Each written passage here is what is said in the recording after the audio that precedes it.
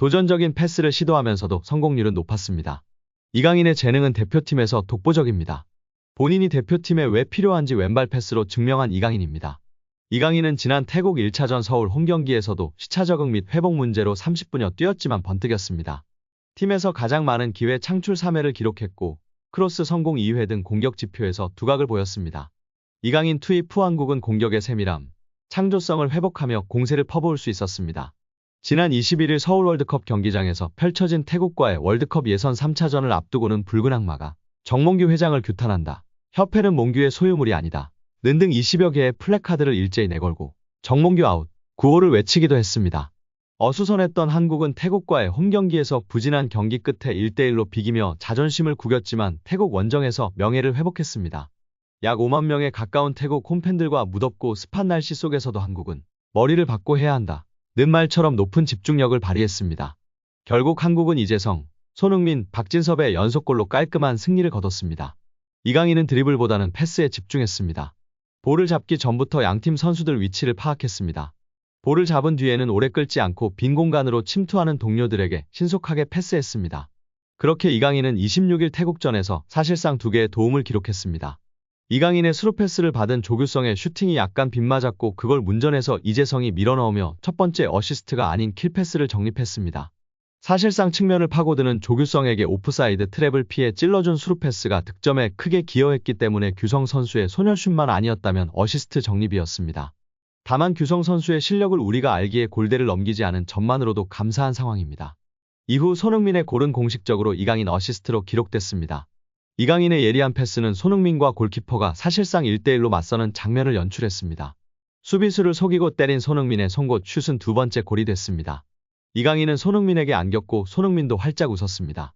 이강인은 골을 넣기보다는 동료를 도우려고 노력했습니다. 간결하면서도 정확한 패스로 볼의 흐름과 팀플레이 속도를 모두 살렸습니다. 오랜 드리블, 절묘한 회전 동작 등 팬들의 탄성을 자아낸 개인기도 갖고 있으나 팀과 흐름에 맞게 적절한 키패스를 공급하며 그라운드의 사령관 역할을 충실히 해냈습니다. 그동안 그라운드에는 이강인이 둘이었는데요. 파리 생제르맹에서 뛰는 이강인과 국가대표팀에서 뛰는 이강인은 달랐다. 파리맨 이강인은 도우미 역할에 충실했다. 킬리안 음바페, 곤살로 하무스, 랑달 콜로 무아니 등 걸출한 공격수들의 득점을 돕는 데 집중했습니다. 패스 타이밍은 빨랐고 무리한 드리블은 많이 없었습니다. 다만 능력이 있기 때문에 지난 몽펠리에전 환상적인 왼발 감차는 지금도 현지에서 난리인 상황입니다. 이강인은 생제르맹 소속으로 23경기에 나서 4골 3어시스트를 기록 중이나 국가대표 이강인은 많이 달랐습니다. 공격의 손흥민을 제외하면 중원에서의 에이스의 무게감을 지니고 있어서인지 다소 부담감을 느껴 보이는 경우도 많아 혼자서 많은 것을 해결하려 했습니다. 물론 이강인 선수의 키패스를 공격진에서 손흥민 선수가 아니면 마무리하지 못하기도 했습니다. 아시안컵 키패스, 기회 창출 1위였음에도 공격진의 마무리가 좋지 못해 어시스트 순위는 1위를 하지 못했던 이강인 선수였는데요. 계속해서 중원의 사령관으로 팀 동료들을 위한 플레이를 지속하는 모습이 굉장히 의미 있었던 것 같습니다. 그리고 팀이 필요로 할 때는 프리킥 등 정확한 킥력으로 보답했습니다. 이제 화려한 탈압박 드리블과 프리킥 등 킥력뿐 아니라 정교한 패스마스터 능력까지 다 보여준 이강인 선수인데요. 항상 부상 조심하시고 더욱 행복 축구만 하길 기대하고 응원하도록 하겠습니다. 손흥민 선수는 경기 후 인터뷰에서 오랜만에 이강인을 끌어안아 봤는데 너무 귀엽더라며 이강인의 기술이나 재능적인 부분은 다 인정하는 수준이다. 수없이 말했던 것처럼 앞으로 대한민국 축구를 끌어나갈 선수라며 동생을 다독였습니다. 기분 좋게 태국 원정을 마치면서 대표팀은 어수선했던 분위기를 어느 정도 봉합하는 데 성공했습니다. 다만 아직 대한축구협회가 갈 길은 먼 상황입니다. 새로운 A 대표팀 감독 선임, KFA 내부 기강 확립 등 해야 할 일이 산적합니다. 투명하고 합리적으로 차근차근 풀어야 할 과제들이기 때문에 팬들도 지속적으로 관심을 가지고 목소리를 내야 할 것입니다. 이처럼 이강인은 후반 29분 교체될 때까지 공격 지역에서 도전적인 스루패스를 많이 시도했습니다. 그럼에도 패스 성공률은 무려 96%로 단 한 차례의 패스미스만 있었습니다. 위험한 만큼 실패가 뒤따를 수 있지만 이강인에게는 예외였습니다.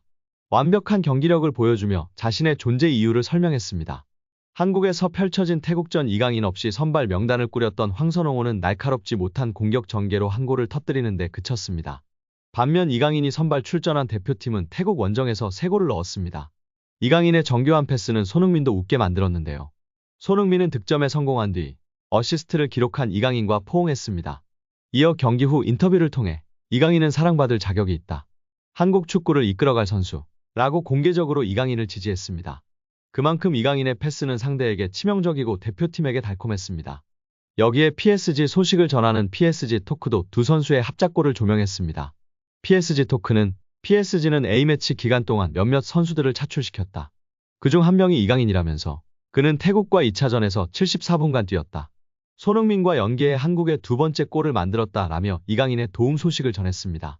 그러면서 2023 아시안컵에서의 일은 이제 마무리됐다. PSG 스타 이강인이 손흥민의 골을 도운 것은 아시안컵에서 있었던 문제를 잘 마무리하고 앞으로 나아가는 좋은 방법이라고 덧붙였습니다. 이제 프랑스 언론에서도 아시안컵에서의 일을 잊고 앞으로 나아가라고 지지하고 있는 모습입니다. 우리 이강인, 손흥민 선수 부상 조심하시고 행복 축구하길 응원합니다. 여기에 절대 안 뺏기는 이강인이라며 다시금 맹활약한 태국전 이강인의 탈압박 모습이 인터넷에 공유되며 화제가 되고 있습니다.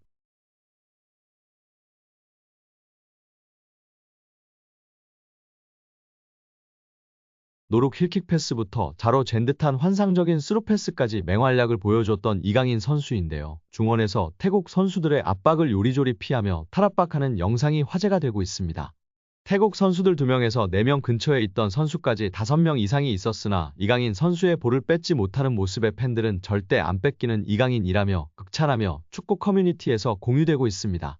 최근 파리에서 환상적인 왼발 감차로 물오른 감각을 보여줬던 이강인 선수가 태국 원정에서 충분히 회복한 후 맹활약을 펼치며 중요한 승점 3점을 따내는데 큰 역할을 했습니다. 어시스트 1개와 선제골 기점 패스부터 맹활약을 인정받아 축구 통계 매체 소파스코어의 평점 1위를 달성한 이강인 선수입니다. 여기에 이강인 선수의 어시스트를 손흥민 선수가 멋지게 왼발 슈팅으로 골망을 갈랐는데요. 이후 이강인 선수가 손흥민 선수에게 달려가 포옹하는 세레머니가 화제가 되었습니다. 근데 최근 축구 커뮤니티에서 이강인 선수와 손흥민 선수의 포옹이 이미 예전에 관찰될 수 있었다며 올린 영상이 무서운 속도로 좋아요와 공유가 높아지고 있습니다. 지난 중국전에서 손흥민 선수와 이강인 선수가 세레머니 때 서로 안기려고 점프하다가 부딪히는 영상이 축구 팬들 사이에 웃음 유발하고 있는데요. 다시금 현재 시점에서 보니 더욱 따뜻하고 훈훈한 장면으로 재조명되고 있습니다. 이제 손흥민 선수와 함께 한국 축구를 위해 더욱 더 맹활약할 우리 이강인 선수인데요. 부상 없이 맹활약하길 기대하고 응원하겠습니다. 오늘 영상은 여기까지입니다. 끝까지 시청해주셔서 감사합니다. 늘 건강하시고 더 좋은 영상으로 찾아뵙겠습니다. 구독과 좋아요도 잊지 마시고 부탁드립니다. 감사합니다.